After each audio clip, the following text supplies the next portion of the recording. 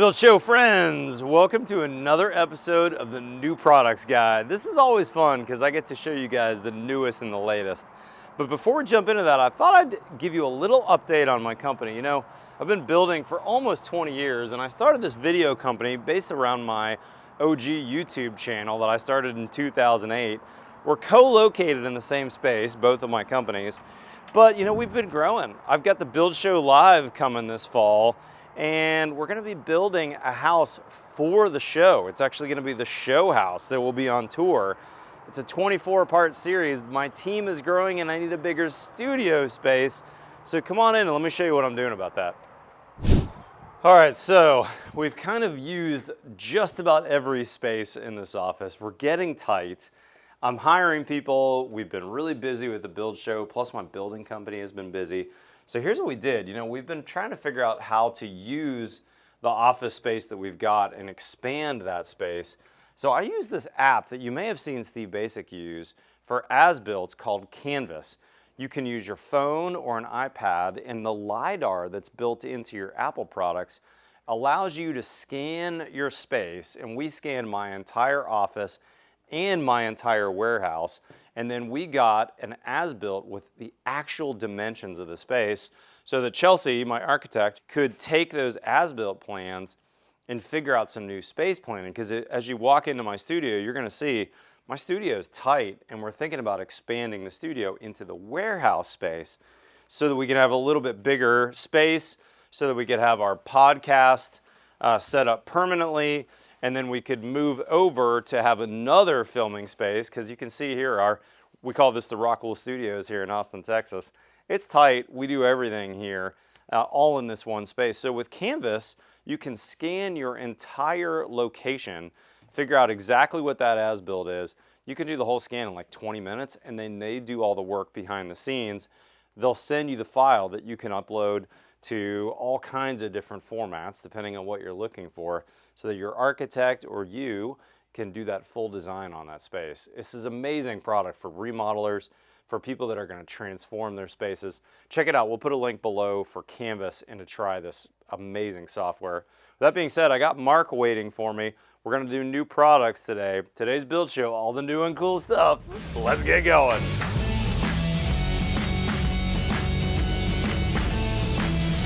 Hey Mark, are you familiar with plywood made from bamboo? This brand is PLYBOO brand. Have you seen this before? Not only have I seen it, but I had to wipe my mouth before we started filming because I was drooling a bit. It's pretty cool. So before we get into these actual samples, quick history with this product. 15 years ago, more than that, when I remodeled my house, I'd seen this somewhere at a show and thought, this looks really cool. I ordered a sheet in. It was a little pricey. But what I wanted to do was build a cabinet where I didn't have to edge band. And so one of the cool things about PLYBOO is if you look at this edge, there's a face veneer of PLYBOO, bamboo, let's call it. That's, I don't know, a fat 1/8 inch, let's say. And then the core, it looks like kind of vertical slices.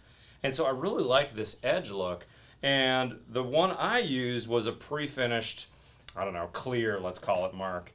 So I made this cabinet for my kids in their hall bath. I'll lace in a photo here so you can see it. And then as they got from babies to toddlers and older, they couldn't reach the sink. So I made them a plywood step stool. And wouldn't you know it, Mark, over the years, they absolutely destroyed that vanity, just pushing against that. You know what? When I moved, that thing still looked like the day I installed it because this stuff is so hard. Take a framing hammer with a flat face. Now, obviously, if you have what do they call the dimple face? I can't think of it all of a sudden. If you had a dimple face, you're going to cause a mar.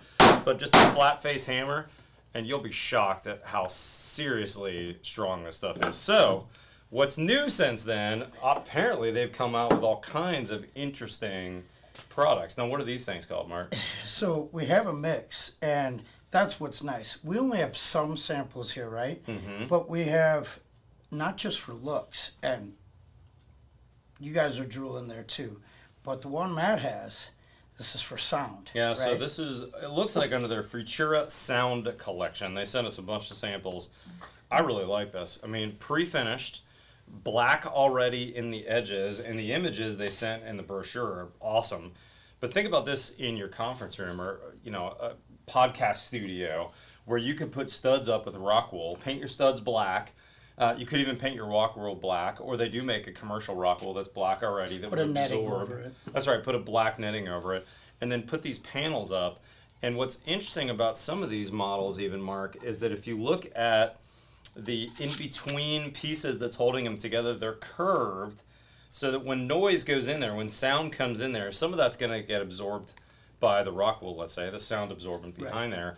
But also some that's going to bounce is going to bounce in different directions, and that's going to aid with the sound absorption. This could make a really nice sounding dead room. A lot of your audience are builders and pros in the residential community, right? Yep. And so not all projects have budgets for an interior designer. And in that case, what's nice is if you have a carpenter on your crew, your team looks like you are interior designers. And that's because of all the selections by PLYBOO. Yeah, and all pre-finished too, which is neat. It's incredible. Find a place to fasten it, right, to hide your brads. And I'll tell you what, this aesthetic, I like it.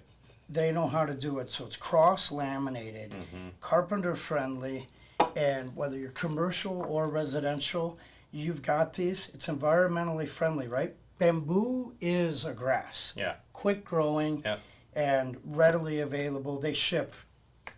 But like I said, harder than what I would consider kind of standard plywood. You know, considered, I'm using birch plywood on all our jobs. I think of that as the gold standard. This is much more durable, much harder than a birch ply, let's say. In terms of durability, right? We're used to that A-grade plywood or cabinet-grade plywood. In most cases, bamboo is already a step above that with that nice vertical slice. Yep. And Matt pointed out the benefit straight away. The end grain is probably one of the sexiest things out really there. pretty. So it all depends how you orientate it. We were just out in Boston at the Riverside project, and they used a bamboo product there, and the end grain Stephen Basin project really pops. I like it. This brochure really speaks to me. The Cosmopolitan Collection. These come in looks like 4x8 sheets of 3/4 product. And check out those lines on this brochure. Those are really cool. Just orienting them differently. Tack up those 4x4 pieces. I can't imagine this is an inexpensive material, but you think about this as your tile, as your hardwoods, as your finished surface. Tack it on and you're done. Pretty cool. And in fact, because you could do it in-house if you're self-perform, while the material might be of a premium, you're able to charge a premium. And that, like Matt said, you're not having finishing. Yep. So you're not bringing the routers in. Of course, if you're changing the shape of it, you are. But this is a table saw, miter saw operation. Yeah. This has the Futura sound, the gravity collection. And this book right here is even more. So I would get after those samples straight away. Pretty cool. PLYBOO.com. All right, Mark, next up, SILL DRY. We saw these guys at the IBS booth. What'd you think about this? Well, I tell you from personal experience, too many times I sat the window down, don't have the shims in place, water gets through, and how do you replace a sill? By making a big mess. Yeah, so this is a pre-sloped sill pan that basically comes in various sizes. So this one is written on the back that this is intended for a 36 to 38 inch opening. So your standard 3.0 door. The one thing you have to know, Mark, though, is that because there's these sloped kind of, I don't know what we'd call those, pedestals, shall we, that the door sits on or window sits on. Yep. You need to make your RO 1 inch taller to accommodate. And when we saw the install demo, he told us we're going to put one screw in or one nail in up here on one side. And then if you'll help me accordion this, we can actually move this up to 2 inches with kind of the built-in accordion. It doesn't stretch easily, but the idea is once you stretch it in place, tack that up, you're good to go. Now, initially when I saw this, Mark, I got to say I was concerned not about water, which water is number one for us, so I really like that this absolutely takes care of water. I was a little concerned about air sealing. Right. So he addressed that, though. Yeah, he did. Right? Before this is put down, you run your layer. Yep. And then you big fat bead. Swish it. Yeah, and then also it looked to me like he was putting a big fat layer of, let's say, big stretch on the back side of that. Maybe you could spray foam it first and then big stretch it. Could be an application of Lexel or a different brand. Yeah. The point is that they are addressing the air seal, and you need to address the air seal. That's right. They're helping you, making sure that if the window leaks, it comes here and it gets out, right? But the rest of this, they give you adequate placing to go ahead and put your zip tape right here. That's right. Now on our jobs, we pre-slope all of our window sills, not necessarily door sills. Usually doors are framed on a flat deck, but windows we're pre-sloping 5 degrees. But doors typically are in a flat deck. This is going to give you that slope. So if something does make it by the jamb of the door, it's going to hit this and go out, and also gives you that nice flat surface. So I'm impressed. Looks to me like they make these in a bunch of sizes from 18 inches on up. You do need to order your specific size. I'd love to see, if there's a window manufacturer listening to this, I'd love to see a national brand pick this up as a checkbox on your order. So you could say, oh, I'm going to order some X brand doors that are 3.0, and this came out automatically with the door. That'd be pretty cool.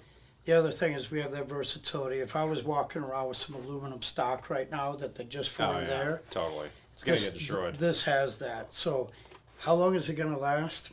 Seems like a long time. Probably forever. Yeah, keep the sunlight off of it. Keep the UV rays off it. It should last pretty much forever. Made in USA, SILLDRY.com for more info.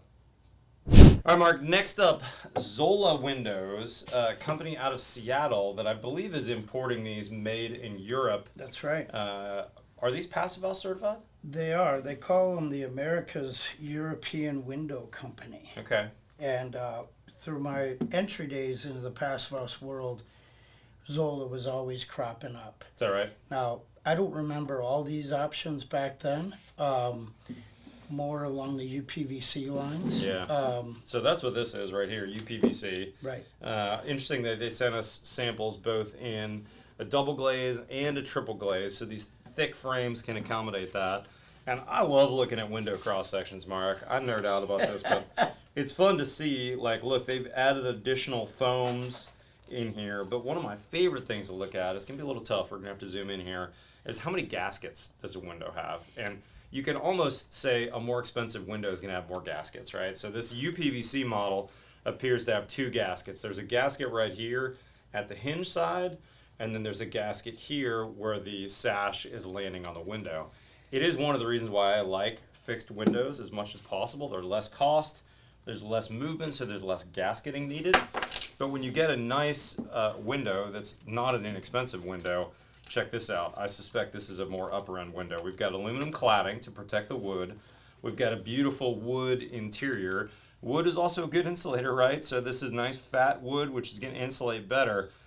Gasket right here in the hinge, like the other model, but gasket on the outer aluminum. But then here's the difference between the UPVC model. 2 additional gaskets. There's a gasket here, which is also kind of nicely colored tan to match the window. A second gasket here in between the aluminum and the wood frame. So this window, as it operates, actually has 4 points of gasketing contact, which means we're going to have a really tight air seal on a window like this. And probably this is, I suspect, their most expensive choice, It being probably aluminum is. with wood. Like, so the analogy has always been given cars and houses, cars and houses. And it was Peter Yost that first said, well, how often do you find a leaky car? We're used to gaskets on our car. It's that little black rubber piece that comes in and then compresses. So when you see that close, that hits, that's first stopping the air. But then it pushes right when you do that last lock. And it goes like, you can't hear it, but it just said It's that 16th inch push on the end there. Because your houses are so tight. And so whether that wind is coming in or whether your house is pushing out, this is going to keep that tightness there. And yes, it's true. You can open your windows. So people always get scared. I'm a high performance house. I can't open them. All these open. Oh, yeah. Multi-locking systems. That's right. The hinges are the quietest things ever. It's not like your aunt's old fridge where you open it, you're like, yeah, it's me getting a cookie. Yep. No, these are going to be super tight. Now, what we can't see on these smaller samples, Mark, is what's the weep system look like. The European-styled windows, typically, are going to be different than the American style windows, where they have an internal weep system that says, hey, any water that gets past my, let's say my aluminum cladding right here, or this first layer of UPVC, there's going to be a drainage and a channeling system that channels those out. And what you'll notice is on the install demos that they actually tape all four sides. They don't leave the bottom sill open. Right. It's different than the American windows. They've made a very, very tight product, but I would title it kind of a self-draining or a channeled system, for lack of a better term, so that be sure you know where those weeps are and be sure those weeps are clear, because they need to be open. So the wood itself is finger jointed, really attractive, right? Mm-hmm. This comes a nice pre-finish. But the other whole point about the European style windows is you turn it and you open it, right? And if you turn it the other direction, you tilt it. All right, turn. Right. Those locks keep it in place. So you might have left that window open in the tilt mode. The ventilation is still coming in and out. Let it rain, and quite honestly, good luck trying to get through there. Yeah. It's not to say we want a criminal coming in your house, but this is really tight. Yeah. Always a good company to work for. Sam, if you're out there, thanks for the samples, brother. Last thing to mention on European style, whether it's Zola or anybody else, remember tilt turns open into the house. So you need your architect or designer to think about blinds ahead of time. Very common in Europe to see exterior shades only. As I traveled through Germany and Switzerland, we've got real fat walls. They put their shades on the outside. They have no problem spending the extra money for a bomber shade, which, by the way, helps block the sun's rays from even getting to the glass to begin with. So we're not as worried about our solar heat gain coefficient in the summertime. However, these, if you have an internal blind, they're going to sweep that blind off. So you got to think about that. That's right. Thanks to our friends at Zola. What's the website? Based in Seattle. I saw here that looks like they have a Steamboat Springs office and a New York office. I suspect their showroom's there. Zola, ZOLA Windows.com. Mark, next up from our Philadelphia friends, Benjamin Obdyke. This is a brand new roofing product called SDry SA, self-adhering. Can you peel back that liner on that for us just to kind of show us this? Vapor permeable, self-adhered. Yeah, so this is a big deal. There's not too many of these in the marketplace. And with a lot of roof assemblies, we need to think about a permeable membrane. If we're worried about protection from ice damming, we're going to use a full peel and stick type underlayment. But if we've got a attic space that, let's say, is a conditioned attic, meaning a non-ventilated attic, we do need to worry about condensation. So this, I believe, is 12 perms, self-adhering, and here's the difference between a lot of the products in the marketplace too. This vapor permeable has acrylic adhesive, which you're going to kind of see is almost clear on that backing. It is. Is it real sticky? It is very sticky. Yeah, it's very sticky. And it has no odor. That's nice. Compared to, most ones in the marketplace, kind of the Kleenex brand that we all know. That's a asphaltic-based material that they make a high-temperature version. They're putting something in there that allows that asphalt to do okay at higher temperatures.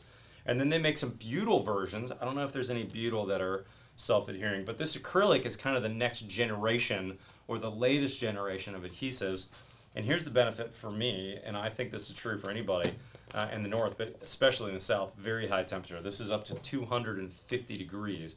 So we can put this under our metal roof and not worry about melting that adhesive. I've actually seen on the asphaltic-based products that are peel and stick, especially on a vertical wall, but true for a roof too, on a slope, you can actually see that kind of melt coming out of there. That looks like some tar coming out. That's an ooze. That's an ooze. That's actually some melting asphalt adhesive on there. So this is a really very interesting product. Not too many products in this category. They keep it handy. It's got the line for the 4-inch overlap. When it comes to the corner, you do a 12-inch overlap. I mean, this feels like a 4-foot roll too. Is it taller than a 3-foot roll? It certainly. It must be a 4-footer. Feels pretty. Yeah, I think it is. Might even be 4 and change. I like that a lot. It's different than the felt paper rolls we used to go up and then tear them and just put another roll on, right? We know the science behind it. So before you put something on the roof, look at that whole assembly and walk through it. If you don't know how the vapor is moving, you have the wrong team. And the last thing I want to mention too is I suspect the roofer is going to like this because it looks to me like this material kind of feels like a jeans type material. I bet it's got real good traction for a roofer climbing on that roof. That feels good. The push factor, it's almost holding me in place. That's not to say we shouldn't keep our safety standards there. Yeah, you got to wear you got to rip off, right? But still, compared to like a plastic facer, that any bit of morning dew on there, you're worried about getting on the roof. This to me looks like it would be better underfoot. Tried and true for years. We all know all their other product lines. For them to come into this space now and bring this forward, yeah, good company. Give it a look. It's a Philadelphia-based company, and the last thing I'll mention is they do have a great online store. So if you need to order this or other products, we'll put a link to their online store on their website so you can check that out. Not too many building products can you buy online. Nice job, Benjamin Opdyke. Vapor Dry.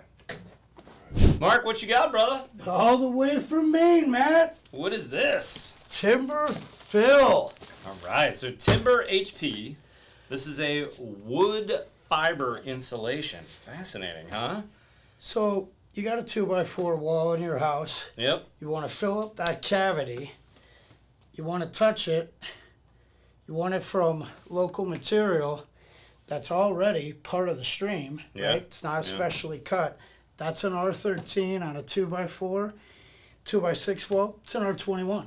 It's going to be interesting to see how these guys do in the States. You know, across Europe when I traveled there, I saw a lot of wood fiber insulation. The Swiss especially seem to be loving the wood insulation, and I think they also liked it because it was from their Swiss forests. Right. But I like the fact that when you demo that house someday or you got leftovers, I mean, this is going to break down in the landfill, no big deal. It's going to go back to where it came from, right? There's a good carbon story here.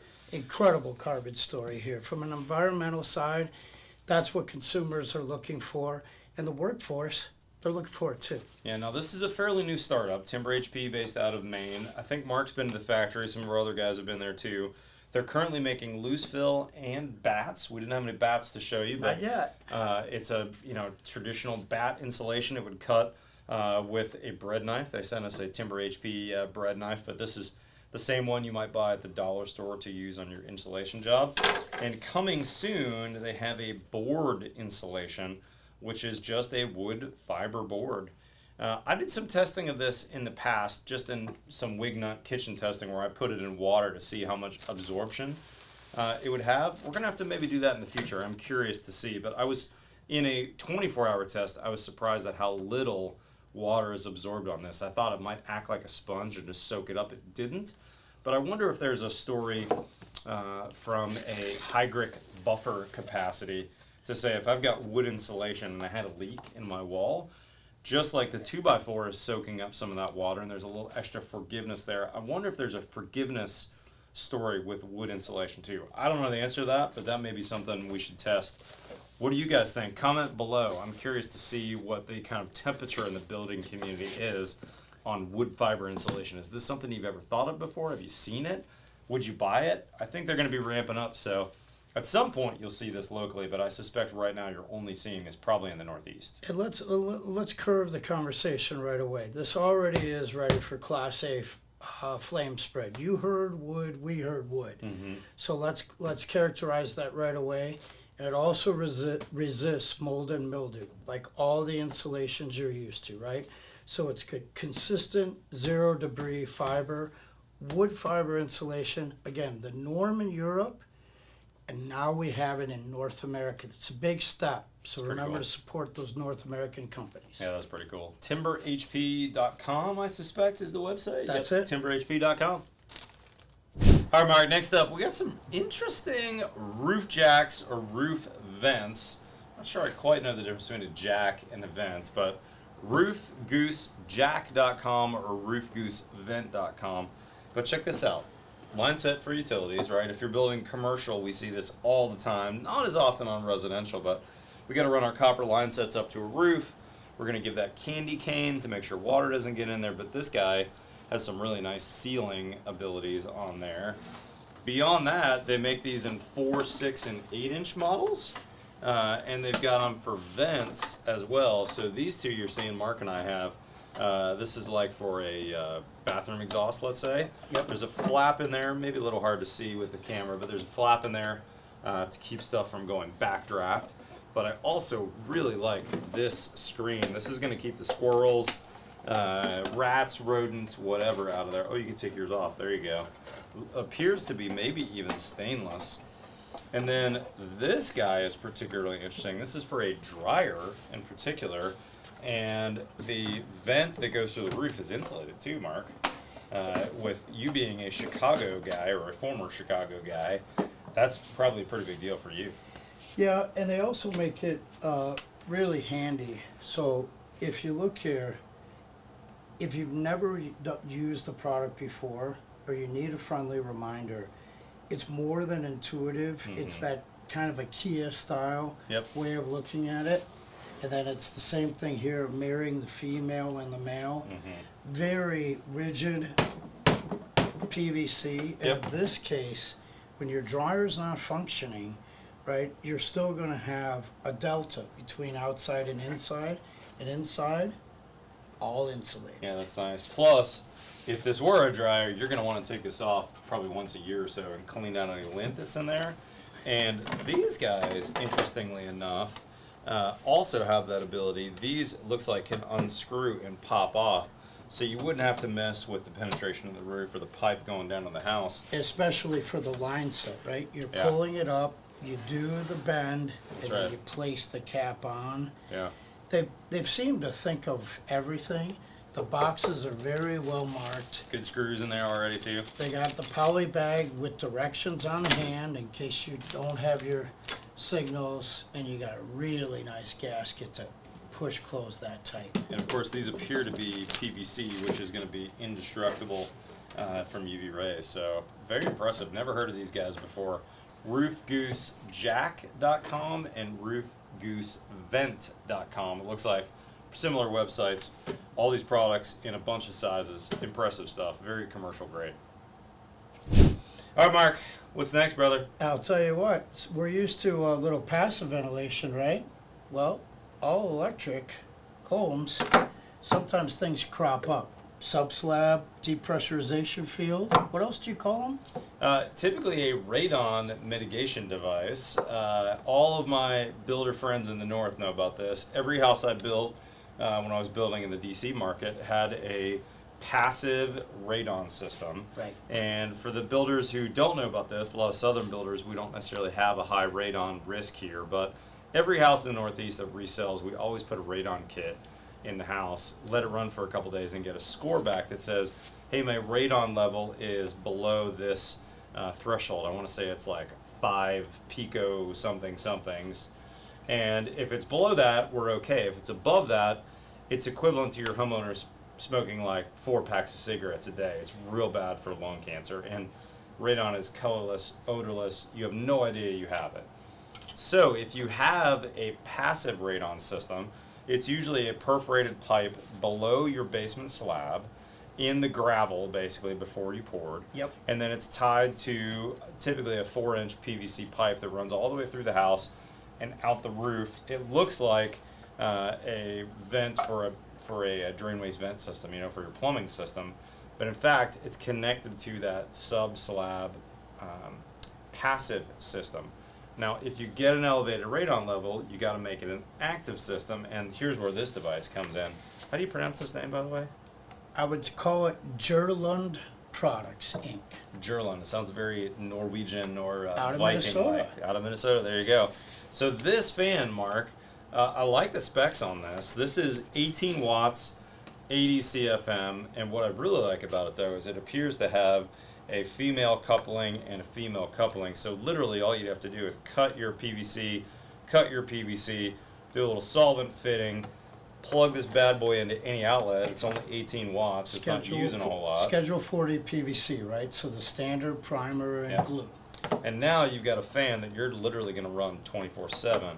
It's going to exert some negative pressure on the slab so that now you don't have any air going from the sub slab into the basement. Instead, a little bit of air might flow out of your basement through some cracks between your basement slab and your basement walls, let's say, into that pipe, gathering any radon, sending it out that pipe in your roof, and now your radon level is going to drop. Couple suggestions. When that pipe is coming up through the home, you want to mark that pipe because odds are the wall's going to be opened up down the road. That's right. You need to And make when sure they people access, they want to know what that is, so it's Okay. not confused with a vent pipe. Also, with this electrical option here, depending on where you're going to put it, talk to your electrician in the beginning. Just go ahead and wire for know. that. That's right. Put an outlet right there. Yep. It might be on the roof. It might be in line. It might be in a mechanical raceway or chase. But if you go ahead and do that, then all you're doing is exactly like Matt said. Cut, fit, boom. You're Done. ready to go, and then Yeah. you simply plug her in. Yeah, and at 18 watts, you're never going to notice that in your bill. That's really, really low. You know, interesting fan though, Mark. This could be used in an air share purpose. You know, I've got a heat pump water heater going in a closet on the Reisinger build project that we're starting to film. And I was thinking I would just put a bath fan in the ceiling, but this might be an interesting method where I could have a 4-inch PVC pipe into the closet, put this somewhere accessible so I can plug it in, and then I could pump that cold air from that little water heater closet to my hallway, and also then that would draw air into the room. Right. So it's always got some Flow. warmer air to make it up, because normally those heat pump water heaters need to be in like a 10 by 10 by 8 room. Yep. And if we don't have that with a small closet, we need good airflow through there to make sure that it's got plenty of heat to grab out of the air. So they didn't realize it, but actually they're helping the conditioning of the other spaces. We'll plug it in for you later, and you could hear it, but in fact, you can't hear it. Yeah, you know, I've seen these guys. They make a bunch of interesting products, including an air share fan from room to room that kind of fits in a 2x4 wall cavity, and some other stuff. So interesting to see that you saw these guys with Eric Ania at the AHR show. Well, it's hard because you walk the show with Eric Ani, and He's a rock star. he's a rock star. We'll put the website and the product description below for these guys. All right, Mark, next up on the new products list. By the way, let me pause for a second and say, lots of people send us stuff. We'd actually prefer that you contact us before you send us stuff, because if you don't make the cut, we're trying to figure out how to send it back or honestly throw it in the dumpster. Not everything that gets sent to us is put on these new products videos that we're trying to do once a month-ish.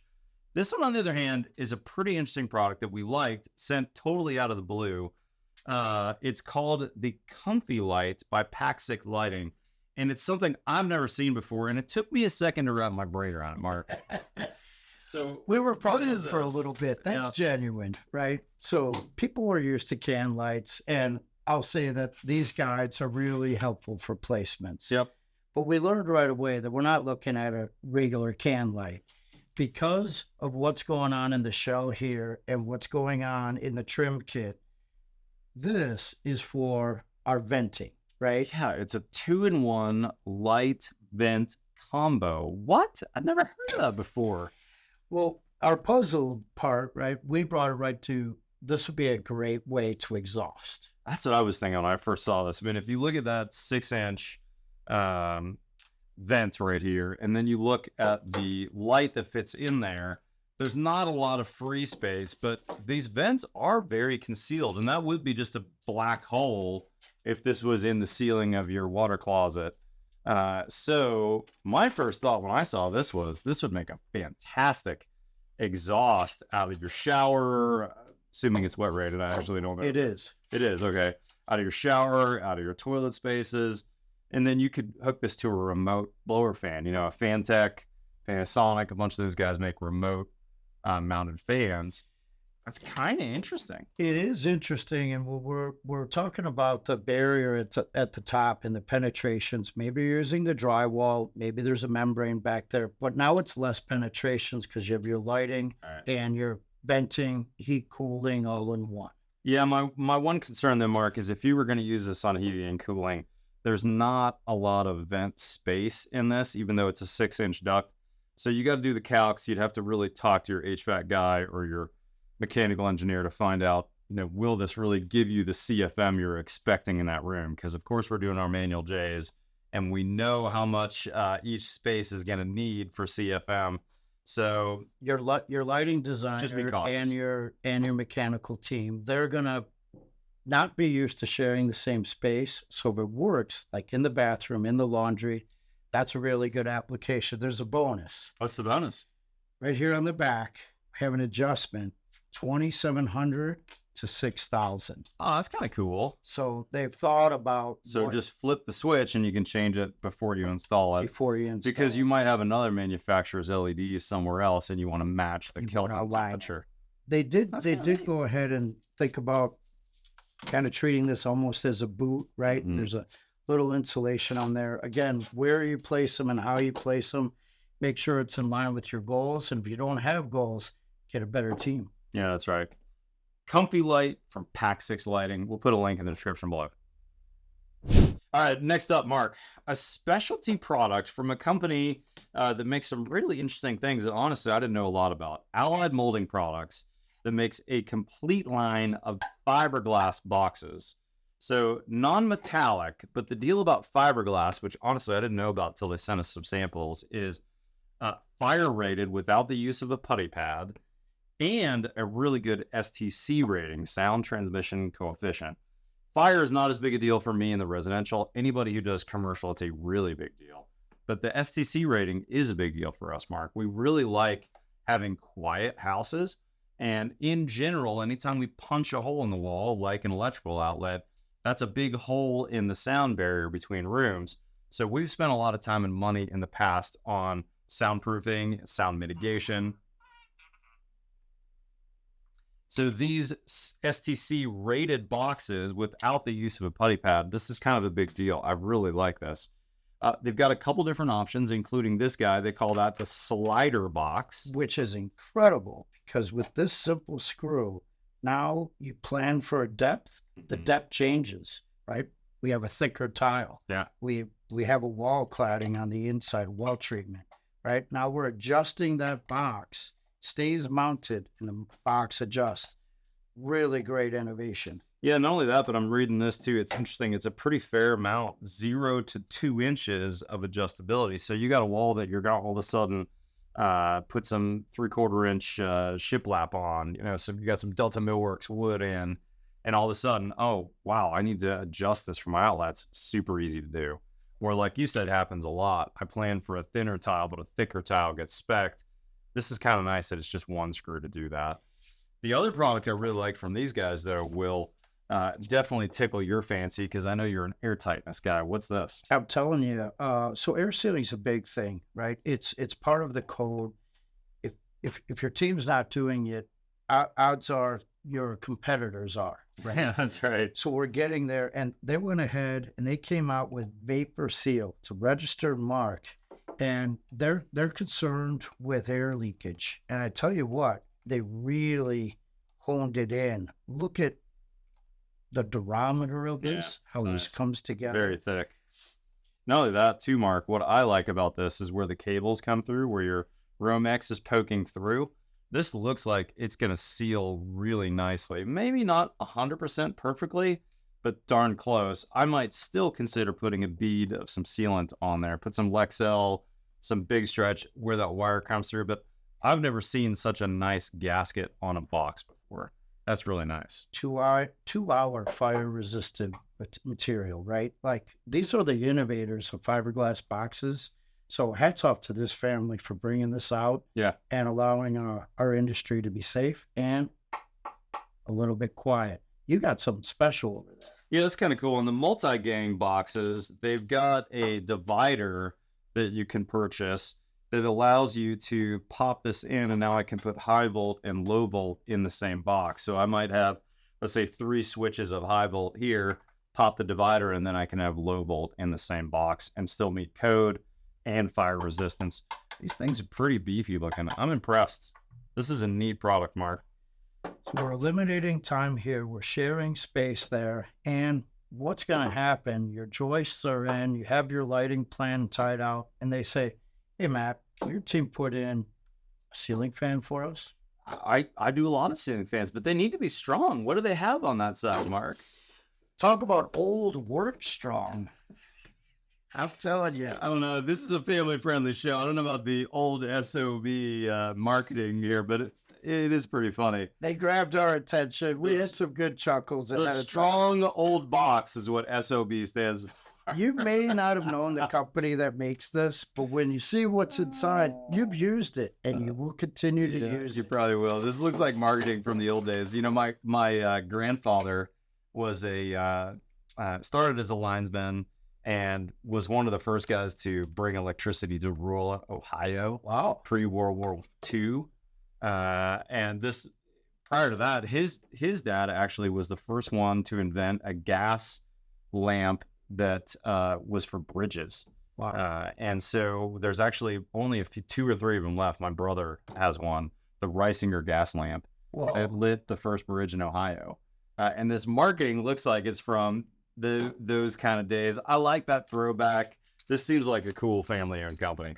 This is a great system. We've all used these for the ceiling fans. So hats off to them for that adjustability there and the strength ratio to make sure your ceiling fan does not come down.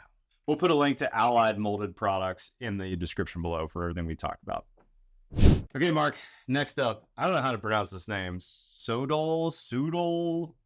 Well, we always called it Sudal. Sudal. Oh, you know this company. That's right. We couldn't get them for a while, actually, but we used them for years, and I'm glad to see they're back and available. Cool. I'm assuming this is a European company. Mm-hmm. They've got a full line of foams, and I've been very impressed with the different options. I found these guys at a trade show not too long ago. But for instance, check this out. Soda Bond Easy. This is a polyurethane adhesive that, you know, we kind of know this these days for a can like this. There's some competitors that make it. Polyurethane, use it for subfloor. Check out their sweet gun they sent us, which is the long gun. I mean, think about this as you're laying a bead down on a joist. And here I am perfectly standing up with this, I don't know what this is, probably a 48-inch gun. No problem at all.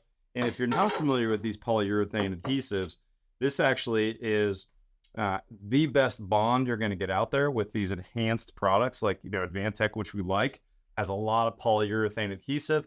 So we can't use the old school glues. You know, we used to use, I don't want to say the brand name, but the, you know, the glue that was in the cartridge that was not a polyurethane glue. It didn't stick very well to Advantech, for instance. These, on the other hand, are going to stick beautifully. This is an all polyurethane adhesive, and they usually have it on here. Yeah, they do.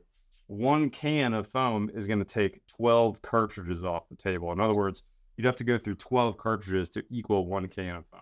So it skins up in 20 minutes, right? It really sets up in 4 hours, and it's cured in 24 hours. So that means you could continue to work during the workday. It's a moisture cure, right? At room temperature, which for Texas, that's very helpful. Yeah, that's all. But yeah, the how long these last is that's pretty incredible. Yeah, and this is cool too, which I hadn't seen before. This one has an applicator built in, so you don't have to have a gun. And it pinches off, so you can, in theory, reuse this in the future. I'm not quite sure how long in the future, but I do like that a lot, that the applicator's on some of these already. Yeah, this is their door and window one, right? It's the low expansion. Mm-hmm. And they really set us up for success by simply having this system where it does make it reusable. This pinches the air control there, so you can continue to use this can, right? So after you do the window, you set it down, then you got to run to that other job site. You're coming back and you're hitting it again. This is minimizing waste, but that low expansion, we all love it because we don't want to start pushing our opening or causing problems to our well-executed install in RO. Yeah, and if you look at their catalog, gosh, it looks to me like they've got a ton of stuff I've never seen before, all kinds of different categories. So this is I'm assuming, a European company that has distribution in the States. My hope is that they're going to bring a lot of this to us because I bet there's some really cool stuff that they've got over there. I'm excited they're back. Go check them out. Yep, we'll put a link in the description. Do I look tired? You do, Mark. This is a lot, dude. This is a whole lot, but I am excited, but I'm tired. It's a lot. We had a lot of interesting stuff. Guys, if you're not currently following Mark, he's my producer. He's the Build Show producer. He helps with a lot of our contributors as well. Go follow him on Instagram, Engineered Woodwork on IG. Super fun feed. Thank you for sending stuff if you're a manufacturer. If you're interested in getting something on our show, use the email address products@buildproductions.com. Don't just send us something, because like I said earlier in the video, if you send us something and it doesn't make the video, which is at least half of what gets sent to us, we don't know how to get it back to you. We end up throwing stuff away. We don't want that, right? So email us. Let's find out if this is of interest to us, and then we'll move forward on this. But guys, really appreciate your support. Don't forget about the link in the description for Canvas that we talked about earlier. Very cool LiDAR from your phone or your iPad to get those as-built. It's going to save you a ton of time, and it's for the money. It is absolutely worth it. Very cool product. And lastly, buildshowlive.com for updates on the show. We've got our show house coming up, and we're filming a 24-part series called the Reisinger build. We're going to show you how to build this house start to finish. It's going to be awesome, Mark. Any final comments, brother? I'm interested in the comments to see what one of these products people think are going to be in your new house. Yeah, that would be interesting. Comment below. What do you like here? What was something that was interesting or that you didn't know about or that you want to use on an upcoming project? That being said, Mark, will you help me close it out? Follow us on Facebook or Instagram. Otherwise, we'll see you next time on the Build Show.